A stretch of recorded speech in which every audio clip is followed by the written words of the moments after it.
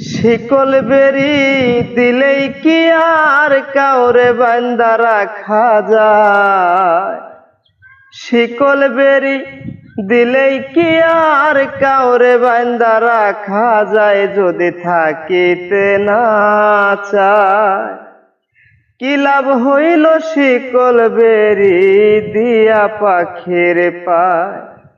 আমার মন ভোলা পাখিটা এখন ঘুরিয়া বেড়ায়। কি লাভ হইল শিকল বেরি দিয়া পাখির পায়?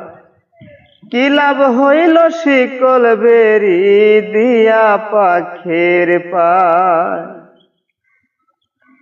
জংলার পাখি পোষ মানে না থাকিয়া পিঞ্জিরায়, আমি ছাড়াও পাখি